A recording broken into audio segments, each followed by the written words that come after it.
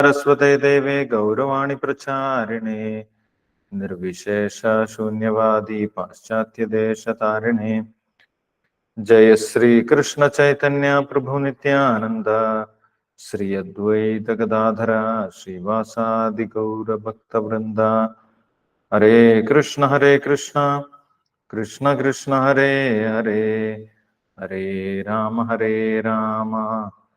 राम राम हरे हरे। ओम नमो भगवते वासुदेवाय ओम नमो भगवते वासुदेवाय ओम नमो भगवते വാസുദേവായ. ഹരേ കൃഷ്ണ. എല്ലാവർക്കും ഒരിക്കൽ കൂടി സ്വാഗതം. നമ്മള് വിഭൂതി യോഗത്തിന്റെ 10ാം അധ്യായം വിഭൂതി യോഗത്തിന്റെ അവലോകനമാണ് ചെയ്യുന്നത്. കഴിഞ്ഞ ദിവസം പകുതി ശ്ലോകങ്ങൾ 10ാമത്തെ അധ്യായത്തിൽ 18ാമത്തെ ശ്ലോകം വരെ നമ്മൾ വായിച്ചിട്ടുണ്ടായിരുന്നു. ഭഗവാന്റെ വിഭൂതികളെ കുറിച്ച് വിസ്തരിച്ചറിയാൻ അർജുനന് താല്പര്യമുണ്ട് എന്ന് അർജുനൻ പറഞ്ഞിട്ടുണ്ടായിരുന്നു. ഭഗവാന്റെ വിഭൂതികളെ കുറിച്ച് വിസ്തരിച്ച് പറഞ്ഞു തരണം എന്ന് ഭഗവാനോട് അർജുനൻ ആവശ്യപ്പെട്ടിട്ടുണ്ടായിരുന്നു. അതിൻ പ്രകാരം ഭഗവാൻ വിഭൂതികളെ കുറിച്ച് വിസ്തരിച്ച് പറയാൻ തുടങ്ങുകയാണ്. ഈ വിഭൂതികൾ യഥാർത്ഥത്തിൽ ബോധ്യപ്പെട്ടു കഴിഞ്ഞാൽ ആ വ്യക്തിക്ക് ഭക്തിയിൽ ഉറച്ചു നിൽക്കാൻ സാധിക്കും എന്നുള്ള കാര്യം ഭഗവാൻ പറഞ്ഞിട്ടുണ്ടായിരുന്നു. ആ കാര്യമൊക്കെ നമ്മൾ കഴിഞ്ഞ ദിവസം മനസ്സിലാക്കിയിട്ടുള്ളതാണ്. ഇനി നമ്മൾക്ക് ഇന്ന് ബാക്കിയുള്ള ശ്ലോകങ്ങൾ കൂടി നോക്കാം. 19ാമത്തെ ശ്ലോകം മുതലാണ് നമ്മൾക്ക് നോക്കാനുള്ളത്.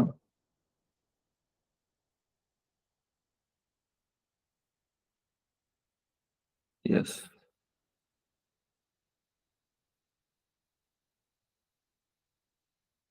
ഓക്കെ.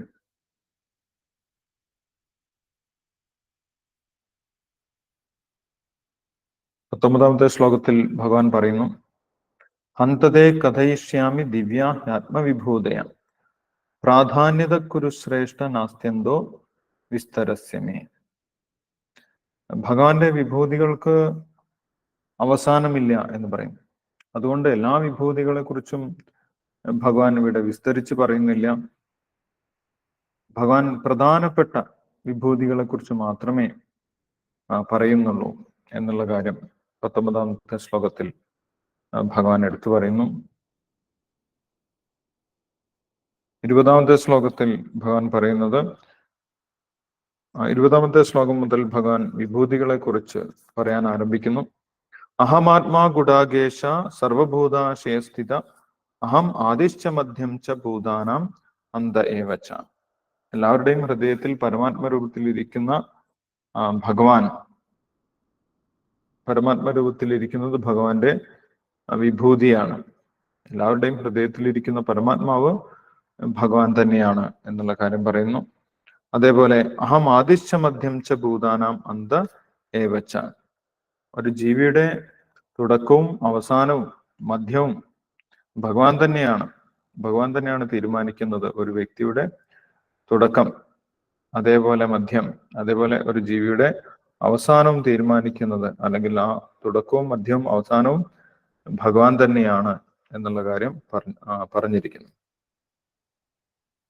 21ാമത്തെ ശ്ലോകത്തിൽ ആദിത്യാനാമഹം വിഷ്ണു ജ്യോതിഷാം രവിരംശുമാൻ മരീചിർ മരുതാമസ്മി നക്ഷത്രാണാമഹം ശശി.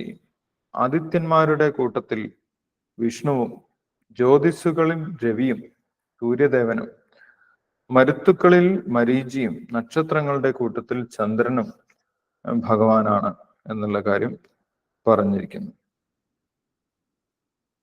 22ാമത്തെ ശ്ലോകത്തിൽ പറയുന്നു, വേദാനാം സമവേദോസ്മി ദേവാനാമസ്മി വാസവഃ ഇന്ദ്രിയാണാം മനശ്ശാസ്മി ഭൂതാനാമസ്മി ചേതന. വേദങ്ങളിൽ 4 വേദങ്ങളുണ്ട്, നമ്മൾക്കറിയാം. വേദങ്ങളെ 4ആയിട്ട് വിഭജിച്ചിട്ടുണ്ട്. ഋഗ്വേദം, യജുർവേദം, സാമവേദം, അഥർവവേദം. ഇതിൽ ഭഗവാന്റെ പ്രതിനിധിയായിട്ടിരിക്കുന്നത് സാമവേദമാണ്. സംഗീത സാന്ദ്രമായിട്ടുള്ള സംഗീത കലകളെയൊക്കെ പഠിപ്പിക്കുന്ന സാമവേദം ഭഗവാന്റെ പ്രതിനിധിയാണ് എന്ന് പറഞ്ഞിരിക്കുന്നു. ദേവാനാമസ്മി വാസവ. ദേവന്മാരുടെ കൂട്ടത്തിൽ, ദേവന്മാരുടെ അധിപതിയായിട്ടുള്ള ഇന്ദ്രൻ ഭഗവാന്റെ ഒരു പ്രതിനിധിയാണ്. ദേവന്മാരുടെ കൂട്ടത്തിലുള്ള ഭഗവാന്റെ പ്രതിനിധിയാണ് ഇന്ദ്രൻ എന്ന് പറഞ്ഞിരിക്കുന്നു. ഇന്ദ്രിയാണാം മനഃശാസ്മി, ഇന്ദ്രിയങ്ങളുടെ നേതാവായിട്ടുള്ള മനസ്സാണ് ഭഗവാൻ എന്ന് പറഞ്ഞിരിക്കുന്നു. ഇന്ദ്രിയങ്ങളെയൊക്കെ നിയന്ത്രിക്കാൻ സാധിക്കുന്നത് മനസ്സിനാണ്. അപ്പൊ മനസ്സും ഭഗവാന്റെ ഒരു പ്രത്യേക ശക്തിയാണ്. ഭൂതാനാമസ്മി ചേതനം, ജീവജാലങ്ങളിൽ അവരുടെ ചേതനയായിട്ടിരിക്കുന്നത്, അവരുടെ ജീവശക്തിയായിട്ടിരിക്കുന്നത് ഭഗവാൻ തന്നെയാണ്. ഭഗവാൻ അവരുടെ ശരീരത്തിൽ നിന്ന് പുറത്തു പോയി കഴിഞ്ഞാൽ പിന്നെ ആ ജീവിക്ക് ജീവനോടെ ഇരിക്കാൻ സാധിക്കില്ല. അപ്പൊ ചേതനയായിട്ടിരിക്കുന്നതും ഭഗവാൻ തന്നെയാണ് എന്ന് പറഞ്ഞിരിക്കുന്നു. 23ാമത്തെ ശ്ലോകത്തിൽ രുദ്രാണാം ശങ്കരശ്ചാസ്മി വിത്തേശോ യക്ഷരക്ഷസാം വസൂനാം പാവകശ്ചാസ്മി മേരു ശിഖരിണാമഹം. രുദ്രന്മാരുടെ കൂട്ടത്തിൽ ഭഗവാൻ ശങ്കരനാണ് എന്ന് പറഞ്ഞിരിക്കുന്നു. നമുക്കറിയാം 11 രുദ്രന്മാരുണ്ട്. സംഹാരത്തിന്റെ മൂർത്തികളാണ് രുദ്രന്മാർ. ഈ പ്രപഞ്ചത്തിനെ സംഹാര സമയത്ത് ഇല്ലാതാക്കുക എന്നുള്ളതാണ് രുദ്രന്മാരുടെ ധർമ്മം. ആ 11 രുദ്രന്മാരിൽ ശങ്കരൻ ഭഗവാന്റെ വിഭൂതിയാണ് എന്ന് പറഞ്ഞിരിക്കുന്നു.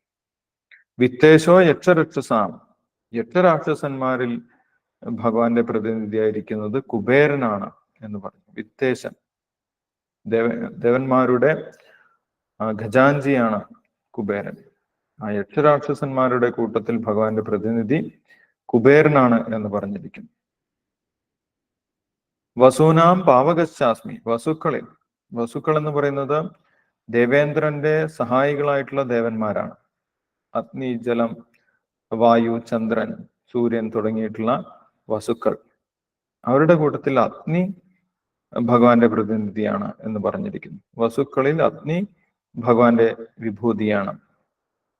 മേരു ശിഖരിണാമഹം എന്ന് പറയുന്നു. മേരു പർവ്വതം നമ്മൾക്കറിയാം, ഈ ഭൂമണ്ഡലത്തിന്റെ നടുക്കുള്ള പർവ്വതമാണ്. ജംബൂദ്വീപിന്റെ നടുക്ക് ഒരു വലിയ പർവ്വതമുണ്ട്. ആ മേരു പർവ്വതവും ഭഗവാന്റെ പ്രതിനിധിയാണ് എന്ന് പറഞ്ഞിരിക്കുന്നു. പുരോധസാംച മുഖ്യം മാം വിദ്ധി പാർത്ഥ ബൃഹസ്പതിം സേനാനീനാമഹം സ്കന്ദ സരസാമസ്മി സാഗരം. പുരോഹിതന്മാരിൽ മുഖ്യനായിട്ടുള്ള ബൃഹസ്പതി, ദേവന്മാരുടെ ഗുരുവായിട്ടുള്ള ബൃഹസ്പതി ഭഗവാന്റെ പ്രതിനിധിയാണ്. അതേപോലെ സേനാനീനാമഹം സ്കന്ദ, സേനാനായകന്മാരിൽ സ്കന്ദൻ സുബ്രഹ്മണ്യൻ ഭഗവാന്റെ വിഭൂതിയാണ്. സരസാമസ്മി സാഗര, ജലാശയങ്ങളിൽ സാഗരം സമുദ്രവും ഭഗവാന്റെ പ്രതിനിധിയാണ്. ഇതെല്ലാം ഭഗവാനെ ഓർക്കാനുള്ള വ്യത്യസ്തമായിട്ടുള്ള വിഭൂതികളാണ് ഭഗവാൻ നമുക്ക് പറഞ്ഞു തരുന്നത്. ജലാശയങ്ങളിൽ സമുദ്രവും ഭഗവാൻ തന്നെയാണ് എന്ന് പറഞ്ഞിരിക്കുന്നു. മഹർഷീണാം ഭൃഗുരഹം ഗിരാമസ്മീകമക്ഷരം യജ്ഞാനാം ജപയജ്ഞോസ്മി സ്ഥാവരാണാം ഹിമാലയം. മഹർഷികളിൽ ഭൃഗുമഹർഷിയെ കുറിച്ച് നമ്മൾക്കറിയാം. ബ്രഹ്മാവിന്റെ പുത്രനാണ് ഭൃഗുമഹർഷി. ആ ഭൃഗുമഹർഷിയും ഭഗവാന്റെ പ്രതിനിധിയാണ് എന്ന് പറയുന്നു. ഗിരാമസ്മേകമക്ഷരം, ശബ്ദസ്പന്ദനങ്ങളിൽ ഓംകാരം ഭഗവാന്റെ പ്രതിനിധിയാണ്. നേരത്തെ തന്നെ ഭഗവാൻ പറഞ്ഞിട്ടുണ്ട്, പ്രണവ സർവവേദേഷു, എല്ലാ വേദമന്ത്രങ്ങളുടെയും തുടക്കത്തിലുള്ള ഓംകാരം ഭഗവാൻ തന്നെയാണ് എന്ന് ഭഗവാൻ പറഞ്ഞിട്ടുണ്ടായിരുന്നു. ഇപ്പൊ ഇവിടെയും ഭഗവാൻ പറയുന്നു, ആ ഏകമക്ഷരമായിട്ടുള്ള ഓംകാരം ഭഗവാൻ തന്നെയാണ്, ഭഗവാന്റെ വിഭൂതിയാണ്. ഓംകാരം നമ്മൾ പറയുന്ന സമയത്ത് അത് ഭഗവാനെയാണ് സൂചിപ്പിക്കുന്നത്. എല്ലാ വേദമന്ത്രങ്ങളും ഭഗവാനെയാണ് സൂചിപ്പിക്കുന്നത്. അതുകൊണ്ടാണ് എല്ലാ വേദമന്ത്രങ്ങളുടെയും തുടക്കത്തിൽ ഓംകാരം കൊടുത്തിട്ടുള്ളത്. യജ്ഞാനാം ജപയജ്ഞോസ്മി സ്ഥാവരാണാം ഹിമാലയം. യജ്ഞങ്ങളിൽ വെച്ച് ഭഗവാൻ ഏറ്റവും ഇഷ്ടപ്പെട്ട യജ്ഞം ജപയജ്ഞമാണ്. അല്ലെ, കലിയുഗത്തിൽ ജപയജ്ഞം മാത്രമാണ് മാർഗം എന്ന് നമുക്കറിയാം. പക്ഷെ എല്ലാ കാലത്തും ഭഗവാൻ ഏറ്റവും ഇഷ്ടപ്പെട്ട യജ്ഞം, കലിയുഗത്തിൽ മാത്രമല്ല എല്ലാ യുഗത്തിലും ഭഗവാൻ ഏറ്റവും ഇഷ്ടപ്പെട്ട യജ്ഞം ജപയജ്ഞം തന്നെയാണ് എന്ന് പറഞ്ഞിരിക്കുന്നു. നമ്മൾക്കറിയാം, ഹരേ കൃഷ്ണ കൃഷ്ണ കൃഷ്ണ ഹരേ ഹരേ ഹരേ രാമ രാമ രാമ ഹരേ ഹരേ എന്ന് ജപിക്കുന്നത് ജപയജ്ഞമാണ്. ആ ജപയജ്ഞം ഭഗവാൻ ഏറ്റവും ഇഷ്ടമാണ് എന്നുള്ള കാര്യം ഇവിടെ പറഞ്ഞിട്ടുണ്ട്. യജ്ഞാനാം ജപയജ്ഞോസ്മി സ്ഥാവരാണാം ഹിമാലയ. അനക്കമില്ലാത്ത പർവ്വതങ്ങളിൽ ഭഗവാൻ ഹിമാലയമാണ്, ഹിമാലയ പർവ്വതമാണ് എന്ന് പറഞ്ഞിരിക്കും. 26ാമത്തെ ശ്ലോകത്തിൽ അശ്വത്ഥ സർവവൃക്ഷാണാം ദേവർഷീണാം ച നാരദ ഗന്ധർവാണാം ചിത്രരഥ സിദ്ധാനാം കപിലോമുനി. വൃക്ഷങ്ങളുടെ കൂട്ടത്തിലും ഭഗവാന്റെ പ്രതിനിധിയുണ്ട് അല്ലെ. പൂന്താനം തെറ്റായിട്ട് സഹസ്രനാമം ജപിച്ച സമയത്ത് അമരപ്രഭു എന്ന് പറഞ്ഞതിന് പകരം മരപ്രഭു എന്ന് പറഞ്ഞു പോയി. അപ്പൊ അതിന് നാരായണ ഭട്ടതിരിപ്പാട് കളിയാക്കി അല്ലെ. മരപ്രഭു എന്നല്ല, അമരപ്രഭുവാണ്. അപ്പോൾ ഭഗവാൻ ഉള്ളിൽ നിന്ന് പറഞ്ഞു, അശരീരി അവർക്ക് കേൾക്കാൻ സാധിച്ചു, ഞാൻ അമരന്മാരുടെ മാത്രം പ്രഭുവല്ല, ഞാൻ മരങ്ങളുടെയും പ്രഭുവാണ്, മരപ്രഭുവാണ് എന്ന് പറഞ്ഞിട്ടുണ്ടായിരുന്നു. അപ്പൊ എല്ലാ ജീവജാലങ്ങളുടെയും ഇടയിൽ ഭഗവാന്റെ പ്രാതിനിധ്യമുണ്ട്, ഭഗവാന്റെ വിഭൂതികളുണ്ട്. അപ്പൊ മരങ്ങളുടെ കൂട്ടത്തിൽ, വൃക്ഷങ്ങളുടെ കൂട്ടത്തിൽ ഭഗവാന്റെ പ്രതിനിധി ആൽവൃക്ഷമാണ് എന്ന് പറയുന്നു. അശ്വത്ഥ സർവവൃക്ഷാണാം ദേവർഷീണാം ച നാരദ. ദേവർഷിമാരുടെ കൂട്ടത്തിൽ ഭഗവാൻ നാരദനാണ്. നാരദ മഹർഷി ഭഗവാന്റെ വിഭൂതിയാണ് എന്ന് പറഞ്ഞിരിക്കുന്നു. ഗന്ധർവാണാം ചിത്രരഥ സിദ്ധാനാം കപിലോമുനി. ഗന്ധർവന്മാരുടെ കൂട്ടത്തിൽ ചിത്രരഥനും സിദ്ധന്മാരുടെ കൂട്ടത്തിൽ കപില മഹർഷിയും. കപില ഭഗവാൻ നമ്മൾക്കറിയാം, കപില ഭഗവാൻ ദേവഹൂതിയുടെയും കർദമമുനിയുടെയും പുത്രനായിട്ടാണ് കപില ഭഗവാൻ അവതരിക്കുന്നത്.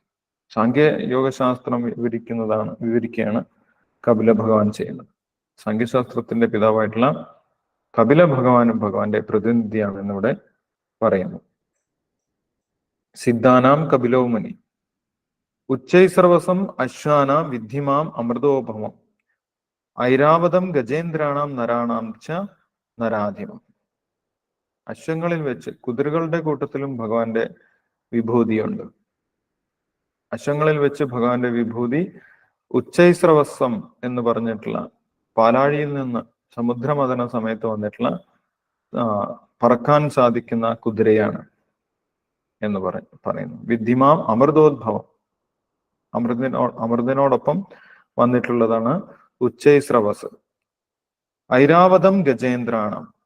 ഐരാവതവും അതേപോലെ പാലാഴി കടയുന്ന സമയത്ത് വന്നിട്ടുള്ളതാണ്. ഇന്ദ്രന്റെ വാഹനമായിട്ടുള്ള ഐരാവതം വെളുത്ത നിറത്തിലുള്ള ആനയാണ്. അതും ആകാശത്ത് സഞ്ചരിക്കാൻ സാധിക്കുന്ന ആന. ഐരാവതം ഭഗവാന്റെ പ്രതിനിധിയാണ് എന്ന് പറഞ്ഞിരിക്കുന്നു. നരാണാം ച നരാധിപം. നരന്മാരുടെ കൂട്ടത്തിൽ രാജാവ് യഥാർത്ഥത്തിൽ ഭഗവാന്റെ പ്രതിനിധിയാണ്. ഭഗവാന്റെ ധർമ്മങ്ങൾ അനുസരിച്ച് രാജ്യം ഭരിക്കുക എന്നുള്ളതാണ് രാജാവിന്റെ ധർമ്മം.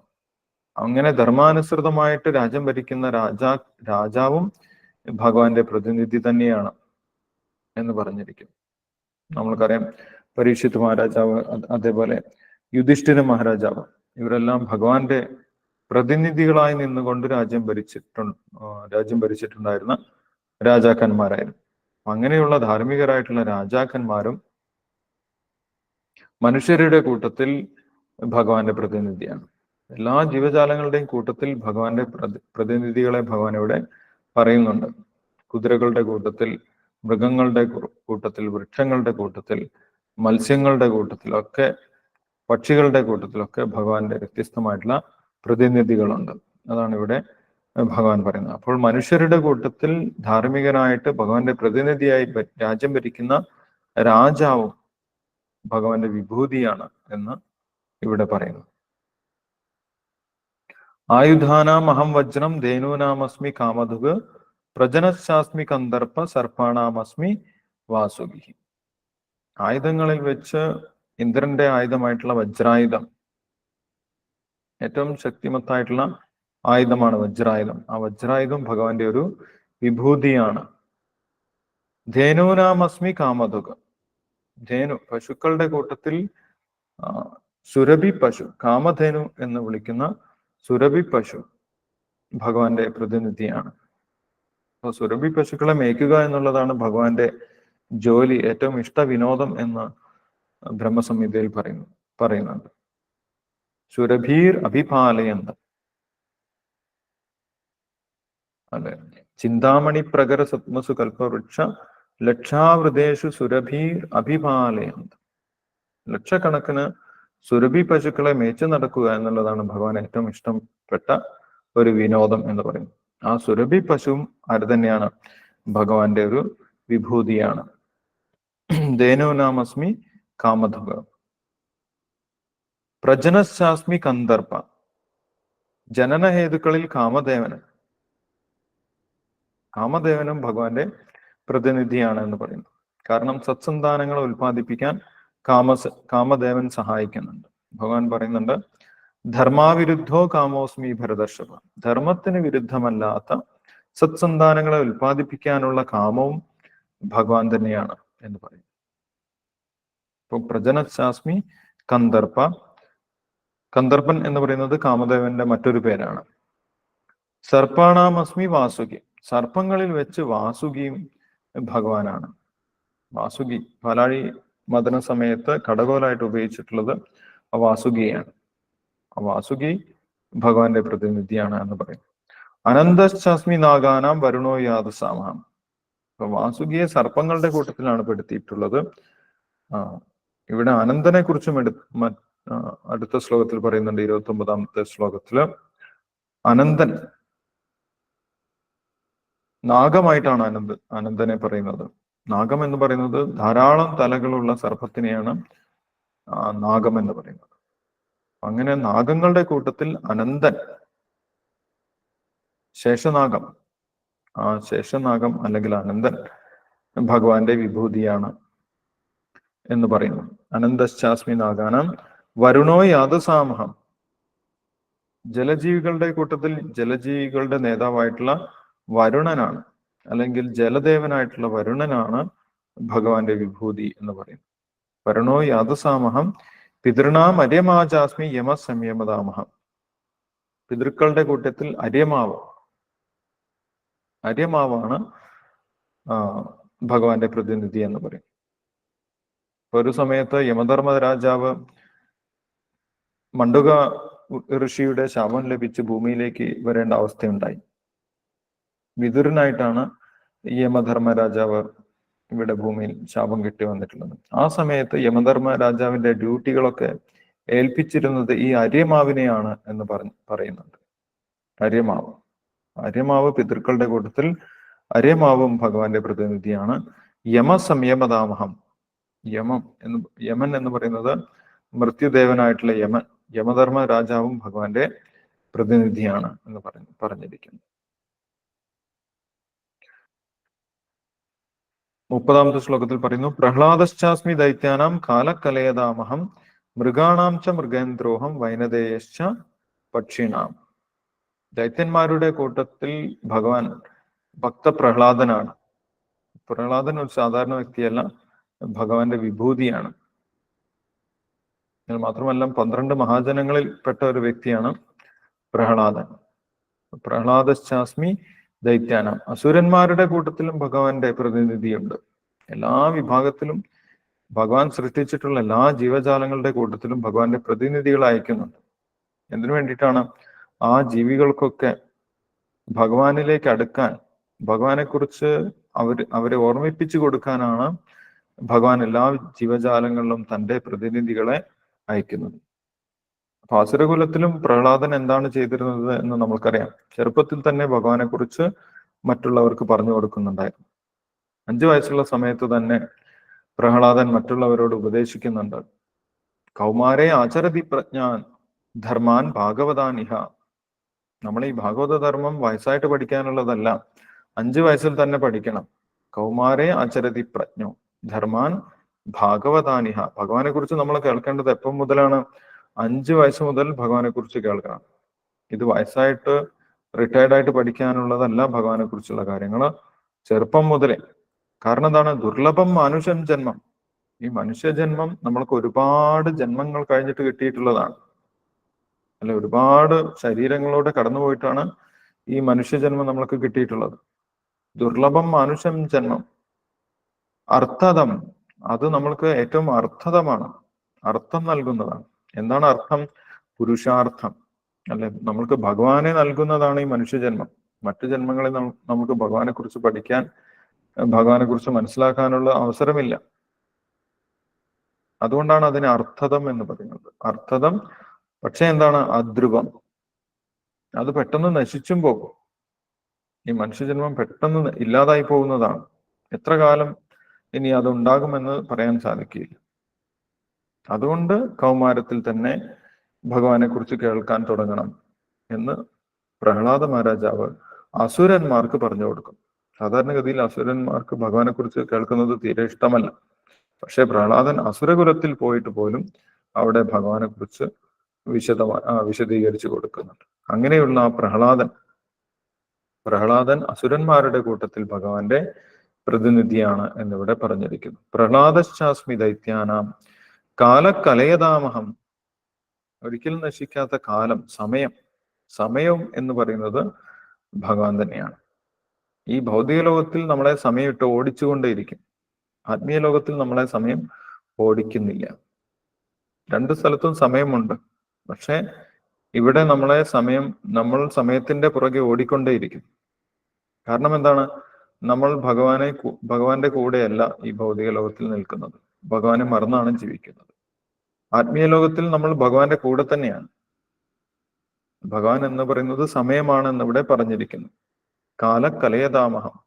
അപ്പൊ നമ്മൾ ഭഗവാന്റെ കൂടെ ആയതുകൊണ്ട് നമ്മളെ സമയം ഓടിക്കുന്നില്ല. നമ്മൾ എപ്പോഴും സമയത്തിന്റെ കൂടെയാണ്. സമയത്തിനനുസരിച്ച് പ്രവർത്തിക്കാൻ നമുക്ക് അവിടെ ആത്മീയ ലോകത്തിൽ സാധിക്കും.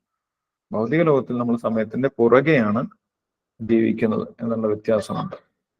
അപ്പൊ കാലകലയതാമഹം, ഒരിക്കലും നശിക്കാത്ത കാലം അല്ലെങ്കിൽ സമയം ഭഗവാന്റെ പ്രതിനിധിയാണ് എന്ന് പറഞ്ഞിരിക്കുന്നു. മൃഗാണാംച മൃഗേന്ദ്രോഹം. മൃഗങ്ങളുടെ കൂട്ടത്തിൽ സിംഹം. മൃഗേന്ദ്രൻ എന്ന് പറയുന്നത് സിംഹത്തിനെയാണ്. അല്ല, സിംഹത്തിനെ കാണുന്ന സമയത്തും നമ്മൾക്ക് ഭഗവാനെ ഓർക്കാൻ സാധിക്കും. കാരണം മൃഗേന്ദ്രനായിട്ടുള്ള സിംഹവും ഭഗവാന്റെ തന്നെ പ്രതിനിധിയാണെന്ന് പറഞ്ഞിരിക്കും. വൈനതേയശ്ച പക്ഷിണാം എന്ന് പറയുന്നു. വൈനതേയൻ, ഗരുഡനെയാണ് വൈനതേയൻ എന്ന് പറയുന്നത്. വിനതയുടെ പുത്രനായതുകൊണ്ടാണ് ഗരുഡന് വൈനതേയൻ എന്നുള്ള പേര് കിട്ടിയിട്ടുള്ളത്. ഭഗവാന്റെ വാഹനമായിട്ട് പ്രവർത്തിക്കുന്ന ഭഗവാന്റെ ഏറ്റവും ഉയർന്ന ഭക്തനാണ് ഗരുഡൻ. ആ ഗരുഡനും ഭഗവാന്റെ പ്രത്യേക വിഭൂതിയാണ് എന്ന് പറഞ്ഞിരിക്കുന്നു. വൈനതേയശ്ച പക്ഷിണാം. പവതാമസ്മി രാമശസ്ത്രഭൃതാമഹം ചഷാണാം മകരശ്ചാസ്മി സ്രോതസാമസ്മി ജാനവേ. പവതാമസ്മി. പവനൻ എന്ന് പറയുന്നത് വായുദേവനാണ്. ആ വായുദേവന്റെ പ്രത്യേകതയും പറയുന്നുണ്ട്. പവതാമസ്മി, ശുദ്ധീകരിക്കുന്നു. വായുദേവനാണ് എല്ലാം ശുദ്ധീകരിക്കുന്നത്. വായുവിന്റെ സഹായത്താൽ നമ്മുടെ അന്തരീക്ഷം ശുദ്ധീകരിക്കപ്പെടുന്നു. നമ്മൾക്ക് ഓക്സിജൻ എല്ലാ സ്ഥലത്തേക്കും എത്തിക്കുന്നു വായുദേവൻ. ആ വായുദേവനും ഭഗവാന്റെ പ്രതിനിധിയാണ്. പവതാമസ്മി. രാമശസ്ത്രഭൃതാമഹം. ആയുധധാരികളിൽ ഭഗവാൻ ശ്രീരാമചന്ദ്ര ഭഗവാനാണ്. രാമശസ്ത്രഭൃതാമഹം. ചഷാണാം മകരശ്ചാസ്മി. മത്സ്യങ്ങളുടെ കൂട്ടത്തിലും ഭഗവാനുണ്ട്. മത്സ്യങ്ങളുടെ കൂട്ടത്തിൽ സ്രാവ് എന്ന് പറയുന്ന ആ മത്സ്യം, മകരമത്സ്യം ഭഗവാന്റെ പ്രതിനിധിയാണെന്ന് പറഞ്ഞിരിക്കും. ശാസ്ത്രജ്ഞന്മാരും ആ സ്രാവിന് ഒരു പ്രത്യേകത പറയുന്നുണ്ട്. സ്രാവിന് ഒരിക്കലും ക്യാൻസർ ബാധിക്കുന്നില്ല എന്നാണ് മോഡേൺ സയൻസിലെ ശാസ്ത്രജ്ഞന്മാർ പറയുന്നത്. ക്യാൻസർ ബാധിക്കാത്തൊരു മത്സ്യമാണ് സ്രാവ് എന്ന് പറയുന്നത്. അങ്ങനെയുള്ള ആ സ്രാവ് ഭഗവാന്റെ പ്രതിനിധിയാണ് എന്ന് പറഞ്ഞിരിക്കും. ശഷാണാം മകരശ്ചാസ്മി സ്രോതസാമസ്മി ജാനവി. സ്രോതസ്സുകളിൽ അല്ലെങ്കിൽ നദികളുടെ കൂട്ടത്തിൽ ഏറ്റവും ശുദ്ധീകരിക്കുന്ന നദിയായിട്ടുള്ള ഭഗവാന്റെ പാദങ്ങളിൽ നിന്ന് ആരംഭിച്ചിട്ടുള്ള, ദേവലോകത്തിൽ നിന്നും ആരംഭിച്ചിട്ടുള്ള ഗംഗാ നദി ഭഗവാന്റെ പ്രതിനിധിയാണ് എന്ന് പറഞ്ഞിരിക്കുന്നു. സർഗാണാം ആദിരന്തശ്ച മധ്യം ചൈവാഹം അർജുന അധ്യാത്മവിദ്യാവിദ്യാനം വാദ പ്രവദതാമഹ. സർഗത്തിൽ ആദിമധ്യാന്തങ്ങൾ ഒക്കെ ചെയ്യുന്നത് യഥാർത്ഥത്തിൽ ഭഗവാൻ തന്നെയാണ്. സൃഷ്ടിസ്ഥിതി സംഹാരങ്ങൾക്ക് വ്യത്യസ്ത ദേവന്മാരുണ്ട് എന്ന് നമ്മൾക്ക് അറിയാം. പക്ഷെ അവരും സ്വതന്ത്രമായിട്ടല്ല പ്രവർത്തിക്കുന്നത്. ഭഗവാന്റെ നിർദ്ദേശം അനുസരിച്ചിട്ടാണ് ബ്രഹ്മാവും മഹാദേവനും സൃഷ്ടിയും സംഹാരവും ചെയ്യുന്നത്. അത് ഭാഗവതത്തിൽ വിശദമായിട്ട് പറയുന്നുണ്ട്. ബ്രഹ്മാവിന് ജനിച്ച ഉടനെ ഈ സൃഷ്ടിയെക്കുറിച്ച് ഒന്നും അറിയില്ലായിരുന്നു. ബ്രഹ്മാവ് 1000 യുഗങ്ങൾ തപസ് ചെയ്തതിന് ശേഷമാണ് ഭഗവാനിൽ നിന്ന് സൃഷ്ടിയെക്കുറിച്ചുള്ള രഹസ്യങ്ങൾ മനസ്സിലാക്കിയത്. അതിനുശേഷമാണ് ബ്രഹ്മാവ് സൃഷ്ടി നടത്തിയത്. ഭഗവാന്റെ നിർദ്ദേശം അനുസരിച്ചിട്ടാണ് ബ്രഹ്മാവ് സൃഷ്ടി നടത്തുന്നതും മഹാദേവൻ സംഹാരം നടത്തുന്നതും. സർഗത്തിലെ ആദി, അന്തം, മധ്യം ഇതെല്ലാം ഭഗവാൻ തന്നെയാണ് എന്ന് പറഞ്ഞിരിക്കുന്നു. അധ്യാത്മവിദ്യ വിദ്യാനാം വാദപ്രബദതാമഹം. വിദ്യകളുടെ കൂട്ടത്തിൽ അധ്യാത്മവിദ്യ, ഭഗവാനെ കുറിച്ച് മനസ്സിലാക്കുന്ന ആധ്യാത്മവിദ്യ ഭഗവാൻ തന്നെയാണ്. ഏറ്റവും ഉന്നതമായിട്ടുള്ള വിദ്യ എന്ന് പറയുന്നത് അധ്യാത്മവിദ്യയാണെന്നൊക്കെ പറഞ്ഞിരിക്കുന്നു. അധ്യാത്മവിദ്യ വിദ്യാനാം വാദപ്രബദതാമഹം. തർക്കശാസ്ത്രത്തിൽ വാദം, തർക്കശാസ്ത്ര നിയമങ്ങൾ അനുസരിച്ചിട്ടുള്ള വാദം, സംവാദം, സത്യം അറിയുന്നതിന് വേണ്ടിയിട്ടുള്ള ഡിബേറ്റ് അല്ലെങ്കിൽ ആ സംവാദം, അത് ഭഗവാൻ തന്നെയാണ് എന്ന് പറഞ്ഞിരിക്കുന്നു. പരമസത്യത്തെ ലക്ഷ്യമാക്കിയിട്ടുള്ള സംവാദം ഭഗവാൻ തന്നെയാണ്. അക്ഷരാണാം അകാരോസ്മി ദ്വന്ദ് സാമാസികസ്യ അഹമേവാക്ഷയക്കാലോ ധാതാഹം വിശ്വതോമുഖം. അക്ഷരങ്ങളുടെ കൂട്ടത്തിൽ ഭഗവാൻ അകാരമാണ് എന്ന് പറഞ്ഞിരിക്കുന്നു. അകാരത്തിന്റെ പ്രത്യേകത എന്താണ്? അകാരം എല്ലാ അക്ഷരങ്ങളുടെ കൂട്ടത്തിലുമുണ്ട്. എല്ലാ അക്ഷരത്തിലും അകാരമുണ്ട്, അല്ലെ? ആയിലും ചായലും കായലും ഒക്കെ അകാരമുണ്ട്. അങ്ങനെ എല്ലാ അക്ഷരത്തിലുമുള്ള അകാരം ഭഗവാനാണ്. അപ്പൊ നമ്മൾ എല്ലാ അക്ഷരം കാണുന്ന സമയത്ത്, ഓരോ അക്ഷരം സംസാരിക്കുന്ന സമയത്ത് നമ്മൾക്ക് ഭഗവാനെ ഓർക്കാൻ സാധിക്കണം. കാരണം എല്ലാ അക്ഷരങ്ങളിലും അകാരമായിട്ട് ഭഗവാൻ ഇരിക്കുന്നുണ്ട്. അക്ഷരാണാം അകാരോസ്മി ദ്വന്ദ് സമാസികസ്യ. സമാസങ്ങളുടെ കൂട്ടത്തിൽ ദ്വന്ദ് സമാസം ഭഗവാൻ തന്നെയാണ് എന്ന് പറഞ്ഞിരിക്കുന്നു. ദ്വന്ദ് സമാസത്തിൽ 2 വാക്കുകൾക്കും ഒരേ പ്രാധാന്യമുണ്ട്. രാമകൃഷ്ണൻ എന്നുള്ള ഒരു ഉദാഹരണം ഇവിടെ ശ്രീല പ്രഭുപാദർ പറയുന്നുണ്ട്. 2 വാക്കുകൾക്കും ഒരേ പ്രാധാന്യമുള്ള ദ്വന്ദ് സമാസം, അത് ഭഗവാൻ ഇഷ്ടപ്പെട്ട അല്ലെങ്കിൽ ഭഗവാന്റെ പ്രതിനിധിയായിട്ടുള്ള ഒരു സമാസമാണ് എന്ന് പറയുന്നു. അഹമേവാക്ഷയക്കാലോ ദാതാഹം വിശുദ്ധോമുഖം. ഒരിക്കലും നശിക്കാത്ത കാലം, കാലചക്രം തിരിയുന്നത് ഭഗവാന്റെ നിർദ്ദേശപ്രകാരമാണ്. അല്ലെങ്കിൽ ഭഗവാന്റെ പ്രതിനിധിയാണ് ഈ കാലം എന്ന് പറയുന്നത്. കാലസ്വരൂപൻ ഭഗവാന്റെ പ്രതിനിധിയാണ്. അപ്പൊ കാലമായിട്ടിരിക്കുന്നതും ഭഗവാൻ തന്നെയാണ്. ദാതാഹം വിശ്വതോമുഖം. സൃഷ്ടികർത്താക്കളിൽ ഭഗവാന്റെ പ്രതിനിധിയായിട്ടുള്ളത് ബ്രഹ്മാവാണ്. ഭഗവാൻ ഈ ഭൗതിക ലോകം നേരിട്ട് സൃഷ്ടിക്കുന്നില്ല. ഭഗവാൻ ഈ ഭൗതിക ലോകത്തിന്റെ സൃഷ്ടിയിൽ യാതൊരു താല്പര്യമില്ല. ഭഗവാൻ പറയുന്നുണ്ട്, എനിക്ക് ഈ 3 ലോകങ്ങളിലും ഒരു കർമ്മവും ചെയ്യാനില്ല, എനിക്കിതിൽ വലിയ താല്പര്യമില്ല എന്ന് ഭഗവാൻ പറയുന്നുണ്ട്. അപ്പൊ ആ സൃഷ്ടിക്ക് വേണ്ടി ഭഗവാൻ നിയോഗിച്ചിട്ടുള്ള ദേവനാണ് ബ്രഹ്മാവ്. അങ്ങനെ സൃഷ്ടികർത്താക്കളിൽ ഭഗവാന്റെ നിയമം അനുസരിച്ച് പ്രവർത്തിക്കുന്ന ബ്രഹ്മാവാണ് ഭഗവാന്റെ പ്രതിനിധി എന്ന് പറയുന്നത്. ദാതാഹം വിശ്വനോമുഖം. മൃത്യു സർവഹരശ്ചാഹം ഉദ്ഭവശ്ച ഭവിഷ്യതാണ്. എല്ലാത്തിനെയും നശിപ്പിക്കുന്ന മൃത്യു വന്നു കഴിഞ്ഞാൽ പിന്നെ നമ്മൾക്ക് ഒന്നും എടുത്ത് നമ്മുടെ കൂടെ കൊണ്ടുപോകാൻ സാധിക്കില്ല. നമ്മൾ അതുവരെ സമ്പാദിച്ചതെല്ലാം മൃത്യു വരുന്നതോടുകൂടി നശിപ്പിക്കപ്പെടും. മൃത്യു സർവഹരശ്ചാം, എല്ലാത്തിനെയും നശിപ്പിക്കും എന്നാണ് പറയുന്നത്. മൃത്യു വന്നു കഴിഞ്ഞാൽ ഒന്നും നമ്മുടെ കൂടെ ഇല്ലാതായിട്ട് മാറും. നമ്മൾ അതുവരെ സമ്പാദിച്ചതും നമ്മൾ അതുവരെ കൂടെ ഉണ്ട് എന്ന് വിചാരിച്ചതുമെല്ലാം നമ്മളിൽ നിന്ന് വേറിട്ട് പോകും, അല്ലെ? പൂന്താനം പറയുന്നുണ്ട്, ചത്തുപോന്നേരം വസ്ത്രം അതുപോലും എത്തിടാ കൊണ്ടുപോകാൻ ഒരുത്തർക്കും എന്ന് പൂന്താനം പറയുന്നു. ആ മൃത്യു സർവഹരശ്ചാഹം, എല്ലാറ്റിനെയും നമ്മളിൽ നിന്ന് വേർതിരിക്കുന്ന ആ മൃത്യു ഭഗവാൻ തന്നെയാണ് എന്ന് പറയുന്നു. മൃത്യു സർവഹരശ്ചാഹം ഉദ്ഭവശ്ച ഭവിഷ്യത. ഭാവിയുടെ ഉദ്ഭവസ്ഥാനവും ഭഗവാൻ തന്നെയാണ് എന്ന് പറയുന്നു. അടുത്ത ശരീരം എന്താണ് എന്ന് തീരുമാനിക്കുന്നത് മൃത്യും ഭഗവാനാണ്. മൃത്യുക്ക് ശേഷമുള്ള അടുത്ത ശരീരം, മൃത്യു കഴിഞ്ഞു കഴിഞ്ഞാൽ അടുത്ത ജന്മമുണ്ട്. ഭഗവത്ഗീതയിൽ നേരത്തെ ഭഗവാൻ പറഞ്ഞിട്ടുണ്ട്, ജാതസ്യ ഹി ധ്രുവോ മൃത്യു ധ്രുവം ജന്മമൃതസ്യ ച. ജനിച്ചു കഴിഞ്ഞാൽ മരണം ഉറപ്പാണ്, മരിച്ചു കഴിഞ്ഞാൽ ജനനവും ഉറപ്പാണ്. അപ്പോൾ ഇപ്പം മരിച്ചു കഴിഞ്ഞാൽ ആ മൃത്യുവായിട്ട് വന്നിട്ടുള്ളതും ഭഗവാനാണ്. അടുത്ത ശരീരം എന്താണ് എന്ന് തീരുമാനിക്കുന്നതും ഭഗവാന്റെ നിർദ്ദേശപ്രകാരമാണ്. മയ അധ്യക്ഷേണ പ്രകൃതി സൂയത്തെ സചരാചരം എന്ന് ഭഗവത്ഗീതയിലും ഭാഗവതത്തിൽ എന്താണ് പറയുന്നത്? കർമ്മണാ ദൈവനേത്രേണ ജന്തുർദേഹോപത്തി. ദൈവനേത്രത്താലാണ് അടുത്ത ശരീരം കിട്ടുന്നത്. ഭഗവാന്റെ നിർദ്ദേശത്തിലാണ് അടുത്ത ശരീരം തീരുമാനിക്കപ്പെടുന്നത്. അതാണ് ഇവിടെ പറയുന്നത് ഉദ്ഭവശ്ച ഭവിഷ്യതാം. അടുത്ത ശരീരത്തിന്റെ തുടക്കവും ഭഗവാന്റെ നിർദ്ദേശപ്രകാരം തന്നെയാണ്. ഉദ്ഭവശ്ച ഭവിഷ്യതാം. കീർത്തി ശ്രീവാക്ച നാരീണാം സ്മൃതിർ മേധ ധൃതിക്ഷമ. കീർത്തി ശ്രീവാക്ച നാരീണാം സ്മൃതിർ മേധ ധൃതിക്ഷമ. സ്ത്രീകളുടെ യശസ്, ശ്രീവാക്ക് സുന്ദരമായിട്ടുള്ള ഭാഷണം, ഭഗവാനെ കുറിച്ചുള്ള സംസാരം, സ്മൃതി അവരുടെ ഓർമ്മശക്തി, ബുദ്ധിശക്തി, സ്ഥൈര്യം, ക്ഷമ, ഇതെല്ലാം സ്ത്രീകൾക്ക് പ്രത്യേകിച്ച് ഭഗവാൻ നൽകിയിട്ടുള്ള പ്രത്യേക അനുഗ്രഹങ്ങളാണ് എന്ന് പറയും. ആ അനുഗ്രഹങ്ങളെല്ലാം അവരെന്തിനു വേണ്ടി ഉപയോഗിക്കാം? ഭഗവാന്റെ സേവനത്തിന് വേണ്ടി അവർക്ക് ഉപയോഗിക്കാൻ സാധിക്കും. അവരുടെ നല്ല രീതിയിലുള്ള സംസാരം, പരസ്യങ്ങളിലൊക്കെ സ്ത്രീകളുടെ സംസാരമാണ് കൂടുതൽ കൊടുത്തിട്ടുണ്ടാവുക. കാരണം അത് സുന്ദരമാണ് എന്ന് പറയും. അപ്പൊ ഭഗവാനെ കുറിച്ച് പ്രചരിപ്പിക്കാനും നമ്മൾക്ക് കിട്ടിയിട്ടുള്ള, സ്ത്രീകൾക്ക് കിട്ടിയിട്ടുള്ള ആ കഴിവിനെ ഉപയോഗിക്കാം എന്നാണ് പറയുന്നത്.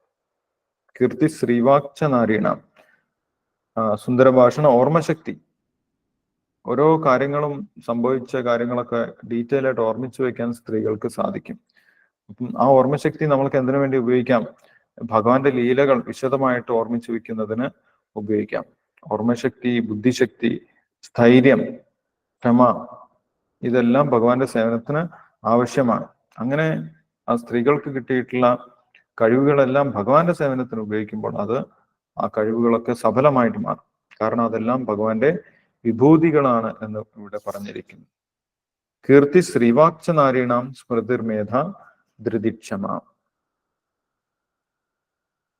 35ാമത്തെ ശ്ലോകത്തിൽ പറയുന്നു, ബൃഹത് സാമ തഥാസാംനാം ഗായത്രി ഛന്ദസാമഹം മാസാനാം മാർഗശീർഷോഹം ഋതൂനാം കുസുമാകരഃ.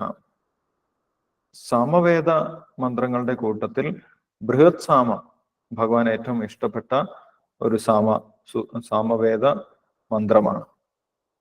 ബൃഹത് സാമ തഥാസാംനാം ഗായത്രി ഛന്ദസാമഹം. ഈണത്തിൽ ചൊല്ലേണ്ട മന്ത്രങ്ങളുടെ കൂട്ടത്തിൽ ഗായത്രി മന്ത്രം, ഛന്ദസ്സുകളിൽ ഗായത്രി മന്ത്രം ഭഗവാന്റെ പ്രിയപ്പെട്ട മന്ത്രമാണ്, ഭഗവാന്റെ വിഭൂതിയാണ് എന്ന് പറഞ്ഞിരിക്കുന്നു.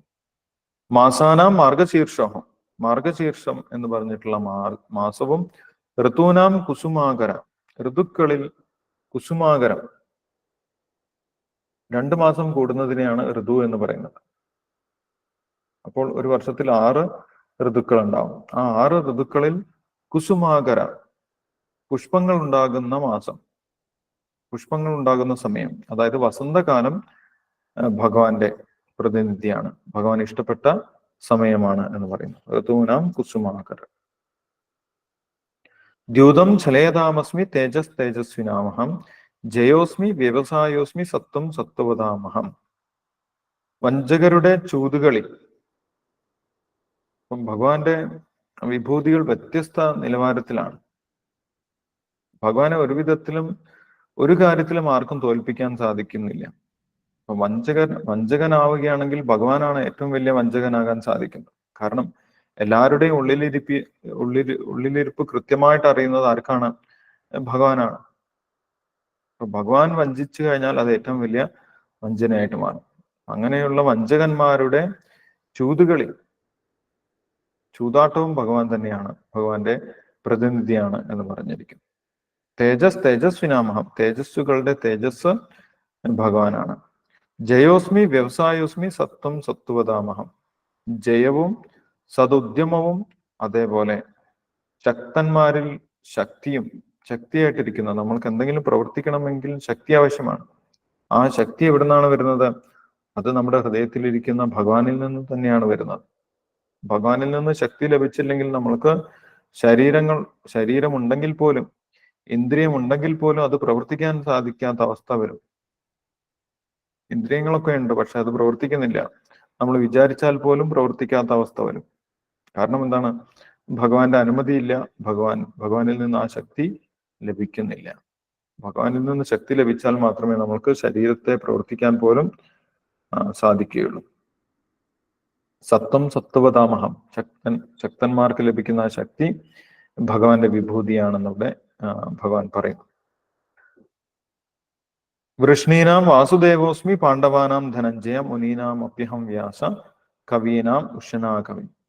വൃഷ്ണികളുടെ കൂട്ടത്തിൽ ഭഗവാൻ അവതരിച്ചത് വാസുദേവനായിട്ടാണ്. വസുദേവരുടെ പുത്രനായിട്ടാണ് ഭഗവാൻ വൃഷ്ണികളുടെ കൂട്ടത്തിൽ അവതരിച്ചിട്ടുള്ളത്. പാണ്ഡവാനാം ധനഞ്ജയ, പാണ്ഡവരുടെ കൂട്ടത്തിൽ ധനഞ്ജയനായിട്ടാണ്, അർജുനായിട്ടാണ് ഭഗവാന്റെ പ്രതിനിധി വന്നിട്ടുള്ളത്. യഥാർത്ഥത്തിൽ ഭഗവാനും അർജുനും നരനാരായണ ഋഷിമാരായിട്ട് നേരത്തെ അവതരിച്ചിട്ടുള്ളവരാണ് എന്ന് പറയുന്നു. ഭാഗവതത്തിൽ പറയുന്നു, നേരത്തെ അർജുനനും ഭഗവാനും നരനാരായണ ഋഷിയായിട്ട് അവതരിച്ചിട്ടുണ്ടായിരുന്നു. ഇപ്പോൾ ദ്വാപരയുഗത്തിൽ ഭഗവാനും അർജുനും അവതരിച്ചിട്ടുള്ളത് ആ നരനാരായണ ഋഷിമാർ തന്നെയാണ് എന്ന് പറയുന്നുണ്ട്. ഭഗവത്ഗീതയിലും ഭഗവാൻ പറയുന്നുണ്ട്, അർജുനനും ഭഗവാനും തമ്മിൽ ഒരുപാട് ജന്മങ്ങൾ കഴിഞ്ഞു പോയിട്ടുണ്ട്. 4-ാമത്തെ അധ്യായത്തിൽ 5-ാമത്തെ ശ്ലോകത്തിൽ എന്താണ് പറയുന്നത്? ശ്ലോകം എന്തായിരുന്നു? ബഹൂനിമേ വ്യതീതാനി ജന്മാനി തവ ചാർജുന താന്യഹം വേദ സർവാണി നത്തം വേദ ഭരന്തവ. അർജുനും ഭഗവാനും വ്യത്യസ്തമായിട്ടുള്ള അവതാരങ്ങളിൽ ഒരുമിച്ച് വന്നിട്ടുണ്ട് എന്ന് പറയും. മുനീനാം അപ്യഹം വ്യാസ കവീനാം ഉഷനാ കവി. മുനിമാരുടെ കൂട്ടത്തിൽ ഭഗവാൻ വ്യാസദേവനാണ്. വ്യാസദേവൻ ഭഗവാന്റെ ഒരു അവതാരമാണ്. കവീനാം ഉഷനാകവി. ഉഷനാകവി എന്ന് പറയുന്നത് ശുക്രാചാര്യനാണ്. അസുരന്മാരെ നേർവഴിക്ക് നയിക്കാനും ഭഗവാനോട് അടുപ്പിക്കാനും ശ്രമിക്കുന്ന വ്യക്തിയാണ് ഉഷനാകവി എന്നറിയപ്പെടുന്ന ശുക്രാചാര്യൻ. അസുരന്മാരുടെ കൂട്ടത്തിൽ ഭഗവാൻ അയച്ചിട്ടുള്ള മറ്റൊരു പ്രതിനിധിയാണ് ശുക്രാചാര്യൻ എന്ന് പറയുന്നത്. കവീനാം ഉഷനാകവി, കവിമാരുടെ കൂട്ടത്തിൽ. കവി എന്ന് പറയുന്നത് ജ്ഞാനിയായിട്ടുള്ള വ്യക്തിയാണ് കവി എന്ന് പറയുന്നത്. ഭൂതവും ഭാവിയും വർത്തമാനവും ഒക്കെ അറിയുന്ന വ്യക്തികളെയാണ് കവി എന്ന് പറയുന്നത്. ദണ്ഡോ ദമേതാമസ്മി നീതിരസ്മി ജിഗീഷതാം മൗനം ചൈവാസ്മി ഗുഹ്യാനം ജ്ഞാനം ജ്ഞാനവതാമഹം. നീതിക്ക് വേണ്ടിയിട്ടുള്ള ശിക്ഷണം, നീതി നടപ്പാക്കുന്നതിനിടയിൽ നമ്മൾ ചിലപ്പോൾ ശിക്ഷിക്കേണ്ടി വരും, അല്ലെ? ചില ആളുകളോട് ഉപദേശിച്ചിട്ട് കാര്യമില്ല. ക്രിമിനൽ മെന്റാലിറ്റി ഉള്ള ആളുകളോട് ഉപദേശം കൊണ്ട് യാതൊരു കാര്യമില്ല. അവരെ ശിക്ഷിക്കണം, അവരെ ആയുധമെടുത്ത് ശിക്ഷിക്കണം. ആ നീതിയുടെ ഭാഗമായിട്ട് നൽകുന്ന ശിക്ഷ, അതിനെയാണ് ദണ്ഡം എന്ന് പറയുന്നത്. ആ ദണ്ഡം ഭഗവാൻ തന്നെയാണ്. നീതി നടപ്പാക്കാൻ വേണ്ടി അടിച്ചമർത്തുന്ന ആ ദണ്ഡം, ശിക്ഷ, അത് ഭഗവാൻ തന്നെയാണ് എന്ന് പറയുന്നു. ദണ്ഡോ ദമയതാമസ്മി നീതിരസ്മി ജിഗീഷിതാം. വിജയം കാക്ഷിക്കുന്നവരുടെ നീതി ലഭിച്ചു കഴിഞ്ഞാൽ ആളുകൾക്ക് വലിയ സന്തോഷമാകും. ആ നീതിയും ഭഗവാന്റെ പ്രതിനിധിയാണ് എന്ന് പറയും. നീതിരസ്മി ജിഗീഷിതാം മൗനം ചൈവാസ്മി ഗുഹ്യാനാം. ഏറ്റവും വലിയ ഗുഹ്യം, രഹസ്യങ്ങളിൽ മൗനമാണ് ഭഗവാൻ എന്ന് പറഞ്ഞിരിക്കും, ഭഗവാന്റെ വിഭൂതി എന്ന് പറഞ്ഞിരിക്കും. ഒരു വ്യക്തി മൗനമായിട്ട് ഇരുന്നു കഴിഞ്ഞാൽ നമ്മൾക്കൊന്നും മനസ്സിലാവുകയില്ല. ആ വ്യക്തിയെക്കുറിച്ചും ആ വ്യക്തിയുടെ മനസ്സിൽ എന്താണ് ഉള്ളത് എന്നൊന്നും നമുക്ക് മനസ്സിലാക്കാൻ സാധിക്കില്ല. ആ വ്യക്തി മൗനം വെടിഞ്ഞ് സംസാരിക്കാൻ ആരംഭിച്ചാൽ മാത്രമേ ആ വ്യക്തിയെക്കുറിച്ചും ആ വ്യക്തിയുടെ മനസ്സിൽ എന്താണ് ഉള്ളത് എന്നുള്ളതെല്ലാം നമുക്ക് മനസ്സിലാക്കാൻ സാധിക്കൂ. ശീലപ്രഭാതർ പറയുന്നുണ്ട്, ഒരുവൻ വായ തുറക്കാതിരിക്കുന്നിടത്തോളം കാലം അവൻ ഒരു വിഡ്ഢിയാണോ എന്ന് മനസ്സിലാക്കാൻ സാധിക്കില്ല എന്ന് പറയുന്നു. നമ്മൾ സംസാരിക്കുമ്പോഴാണ് നമ്മളൊരു വിഡ്ഢിയാണോ അല്ലെങ്കിൽ അറിവുള്ള വ്യക്തിയാണോ എന്ന് മനസ്സിലാക്കാൻ സാധിക്കുന്നത്. അപ്പൊ നമ്മൾക്കൊന്നും അറിയില്ലെങ്കിൽ മിണ്ടാതിരിക്കുന്നതാണ് നല്ലത് എന്നാണ് അതിന്റെ അർത്ഥം. അപ്പൊ മൗനം ചൈവാസ്മി ഗുഹ്യാനാം. രഹസ്യങ്ങളിൽ മൗനമായിട്ടിരിക്കുന്നത് ഭഗവാൻ തന്നെയാണ് എന്ന് പറഞ്ഞിരിക്കും. ജ്ഞാനവതാമഹം. ജ്ഞാനികളിൽ ജ്ഞാനമായിട്ടിരിക്കുന്നതും ആ ജ്ഞാനം നൽകുന്നതും ഭഗവാൻ തന്നെയാണ്, അല്ലെ? ഭഗവാൻ പറയുന്നുണ്ട്, എല്ലാവരുടെയും ഹൃദയത്തിലിരുന്ന് മത്തസ്മൃതി ജ്ഞാനം ആബോഹനം ച. ഒരു വ്യക്തിക്ക് പ്രവർത്തിക്കാൻ ആവശ്യമായിട്ടുള്ള ജ്ഞാനം മറവിശക്തി, അതേപോലെ ഓർമ്മശക്തി, ഇതെല്ലാം നൽകുന്നത് ഭഗവാൻ തന്നെയാണ് എന്ന് ഭഗവാൻ പറയുന്നുണ്ട്. യച്ഛാഭി സർവഭൂതാനാം ബീജം തദഹം അർജുന ന തദസ്തി വിനാ യസ്യാൻ മയാ ഭൂതം ചരാചരം. ഭഗവാൻ ഇവിടെ വിഭൂതിയോഗം പറഞ്ഞ് അവസാനിപ്പിക്കാൻ പോവുകയാണ്. 39ാമത്തെ ശ്ലോകത്തിൽ ഭഗവാൻ പറയുന്നു, എല്ലാ ജീവജാലങ്ങളുടെയും തുടക്കം എന്നിൽ നിന്ന് തന്നെയാണ്. ഭഗവാനിൽ നിന്നാണ് എല്ലാ ജീവജാലങ്ങളും വന്നിട്ടുള്ളത്. എല്ലാ ജീവാത്മാക്കളും ഭഗവാന്റെ അംശമാണ്. മമൈവാംശോ ജീവലോകെ ജീവഭൂത സനാതന. എല്ലാ ജീവികളും എല്ലാ ജീവാത്മാക്കളും വന്നിട്ടുള്ളത് ഭഗവാനിൽ നിന്നാണ്. യച്ഛാഭി സർവഭൂതാനാം ബീജം തദഹം അർജുന ന തദസ്തി വിനാ യസ്യാൻ മയാ ഭൂതം ചരാചരം. ഒരു ജീവജാലങ്ങൾക്കും ഭഗവാന്റെ ശക്തി കൂടാതെ നിലനിൽക്കാൻ സാധിക്കുകയില്ല എന്നാണ് പറയുന്നത്. കാരണം ഈ ഭൗതിക പ്രപഞ്ചത്തിൽ മുഴുവൻ നിറഞ്ഞു നിൽക്കുന്ന വ്യത്യസ്തമായിട്ടുള്ള ശക്തികൾ, ഭൂമി, ജലം, അഗ്നി, വായു, ആകാശം, മനസ്സ്, ബുദ്ധി, അഹങ്കാരം, ഇങ്ങനെയുള്ള ശക്തികളെല്ലാം ഭഗവാന്റെ ശക്തികൾ തന്നെയാണ്. ആ ശക്തികളൊന്നും ഇല്ലാതെ നമ്മൾക്കിവിടെ നിലനിൽക്കാൻ സാധിക്കുകയില്ല എന്നാണ് പറയുന്നത്. ന തദസ്തി വിനാ യസ്യാൻ മയാഭൂതം ചരാചരം. ഭഗവാന്റെ ശക്തി ഇല്ലാതെ ഒരു ചരാചരത്തിനും നിലനിൽപ്പില്ല എന്ന് പറയുന്നു. അവരെല്ലാം നിലനിർത്തുന്നത് ഭഗവാന്റെ വ്യത്യസ്തമായിട്ടുള്ള ശക്തികളാണ്. നാന്തോസ്തി മമ ദിവ്യാനാം വിഭൂതീനാം പരന്തപ ഏഷദൂദേശത പ്രോക്തോ വിഭൂതേർ വിസ്തരോമയ. ഭഗവാൻ വിഭൂതിയോഗം പറഞ്ഞ് അവസാനിപ്പിക്കുകയാണ്. കാരണം യുദ്ധഭൂമിയിൽ വെച്ചിട്ടാണ് വിഭൂതിയോഗം പറയുന്നത്, അല്ലെ? ഭഗവാൻ നേരത്തെ തന്നെ പറഞ്ഞു, ഭഗവാന്റെ വിഭൂതികൾക്ക് അവസാനമില്ല. പറയുകയാണെങ്കിൽ അങ്ങനെ കാലാകാലമായിട്ട് പറയാനുള്ള വിഭൂതികൾ ഭഗവാനുണ്ട്. പക്ഷെ അതൊന്നും പറയുന്നില്ല. ഇവിടെ പ്രധാനപ്പെട്ട വിഭൂതികളെ മാത്രം ആണ് ഉദാഹരണമായിട്ട് ഭഗവാൻ പറഞ്ഞിട്ടുള്ളത് എന്ന് പറയുന്നു. അല്ലെങ്കിൽ വിഭൂതികൾക്ക് ഒരു അവസാനവുമില്ല എന്നുള്ള കാര്യം പറയുന്നുണ്ട്. നാന്തോസ്തി മമ ദിവ്യാന. ഭഗവാന്റെ ദിവ്യമായിട്ടുള്ള വിഭൂതികൾക്ക് ഒരിക്കലും അവസാനമില്ല എന്ന് പറയുന്നു.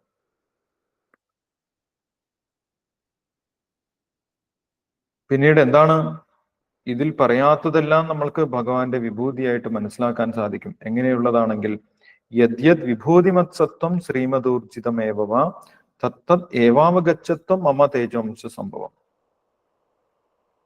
കൂടുതൽ ഐശ്വര്യമുള്ളതും കൂടുതൽ സൗന്ദര്യമുള്ളതും കൂടുതൽ ഊർജ്ജസ്വലമായിട്ടുള്ളതും വിഭൂതിമത്തായിട്ടുള്ളതുമെല്ലാം ഭഗവാന്റെ പ്രത്യേക വിഭൂതികളായിട്ട് തന്നെ നമ്മൾ മനസ്സിലാക്കണം എന്നാണ് പറയുന്നത്. വളരെ സൗന്ദര്യമുള്ള ഒരു സൃഷ്ടി കണ്ടു കഴിഞ്ഞാൽ ഇത് ഭഗവാന്റെ ഒരു വിഭൂതിയാണ്, ഭഗവാന്റെ ഒരു പ്രത്യേക ശക്തിയാണ്. അല്ലെങ്കിൽ ഏറ്റവും കൂടുതൽ ഊർജ്ജസ്വലമായിട്ടുള്ള ഒരു സൃഷ്ടി കണ്ടു കഴിഞ്ഞാൽ, അല്ലെങ്കിൽ വലിയ മനോഹരമായിട്ടുള്ള ഒരു സൃഷ്ടി കണ്ടു കഴിഞ്ഞാൽ അത് ഭഗവാന്റെ വിഭൂതിയായി കണ്ട് മനസ്സിലാക്കണം എന്നാണ് ഭഗവാൻ ഇവിടെ പറയുന്നത്. യദ്യത് വിഭൂതിമത് സത്വം ശ്രീമദ് ഊർജിതമേവ തത്തത് ഏവാവഗച്ഛത്വം മമ തേജോംശ സംഭവം. ഭഗവാന്റെ തേജസ്സിന്റെ ഒരു അംശമാണ് ആ സൃഷ്ടിയുടെ ഒക്കെ പുറകിൽ ഉള്ളത് എന്ന് നമ്മൾ അറിഞ്ഞിരിക്കണം. അങ്ങനെയുള്ള പ്രത്യേക സൃഷ്ടികളെയൊക്കെ കാണുന്ന സമയത്ത് ചിലപ്പോൾ നമ്മൾ മനോഹരമായിട്ടുള്ള സൃഷ്ടികളെയൊക്കെ കാണാറുണ്ട്, ജീവജാലങ്ങളെയൊക്കെ കാണാറുണ്ട്. അതൊക്കെ ഭഗവാന്റെ പ്രത്യേക സൃഷ്ടികളായിട്ട് നമ്മൾ അറിയണം എന്നാണ് ഇവിടെ ഭഗവാൻ പറയുന്നത്. അതൊക്കെ ഭഗവാനെ ഓർക്കാനുള്ള ഓരോരോ അവസരങ്ങളാണ് നമ്മൾക്ക് നൽകുന്നത്. യദ്യത് വിഭൂതിമത് സത്വം ശ്രീമദ് ഊർജിതമേവ തത്തത് ഏവാവഗച്ഛത്വം മമ തേജോംശ സംഭവം. ഇനി അടുത്ത ശ്ലോകത്തിൽ ഭഗവാൻ കൺക്ലൂഡ് ചെയ്യാണ് ഈ വിഭൂതിയോഗം. അഥവാ ബഹുനേതേന കിം ജ്ഞാതേന തവാർജുന വിഷ്ടഭ്യാഹം ഇതം കൃഷ്ണം ഏകാംശേന സ്ഥിതോ ജഗത്. ഇനി ഞാൻ ഓരോന്നായിട്ട് പറയുന്നില്ല, ഭഗവാൻ അങ്ങനെ പറയുന്നു. എന്താണ് പറയുന്നത്? ഇനി ഓരോന്നായിട്ട് പറയുന്നില്ല. അഥവാ ബഹുനേതേന കിം ജ്ഞാതേന തവാർജുന. ഇങ്ങനെ ഓരോരോ വിഭൂതികൾ പറയുന്നതിനേക്കാൾ നല്ലത് ഒറ്റയടിക്ക് ഭഗവാന്റെ ആ ശക്തിയെക്കുറിച്ച് പറഞ്ഞു തരാം എന്നാണ് പറയുന്നത്. എന്താണ് പറയുന്നത്? വിഷ്ടഭ്യാഹം ഇതം കൃഷ്ണം ഏകാംശേന സ്ഥിതോ ജഗത്. ഭഗവാൻ ഈ മുഴുവൻ പ്രപഞ്ചത്തിലും വ്യാപിച്ചിരിക്കുന്ന വ്യക്തിയാണ്. മുഴുവൻ പ്രപഞ്ചത്തിൽ വ്യാപിച്ച് ഈ പ്രപഞ്ചത്തിനെ നിലനിർത്തുന്നത് ഭഗവാനാണ്. ഭഗവാന്റെ സാന്നിധ്യം എല്ലായിടത്തുമുണ്ട്. അതാണ് വിഷ്ടഭ്യാഹം എന്ന് പറഞ്ഞിട്ടുള്ളത്. വിഷ്ടഭ്യ എന്ന് പറഞ്ഞു കഴിഞ്ഞാൽ വ്യാപിക്കുക എന്നാണ് അർത്ഥം. ഈ ലോകം മുഴുവൻ വ്യാപിക്കുക. അപ്പൊ ഭഗവാന്റെ സാന്നിധ്യമില്ലാത്ത ഒരു സ്ഥലവുമില്ല. അണ്ഡാന്തരസ്ഥം പരമാണു ചേയാന്തരസ്ഥം എന്ന് ഭഗവാനെ കുറിച്ച് ബ്രഹ്മാവ് പറയുന്നുണ്ട്. ഓരോ ആറ്റത്തിനകത്തും ഭഗവാൻ ഇരിക്കുന്നുണ്ട്. അപ്പം ഈ ലോകം മുഴുവൻ വ്യാപിച്ചിരിക്കുന്നത് ഭഗവാന്റെ ശക്തിയാണെന്ന് പറയുന്നു. മാത്രമല്ല ഏകാംശേന സ്ഥിതോ ജഗത് എന്ന് പറയുന്നു. ഏകാംശേന സ്ഥിതോ ജഗത്.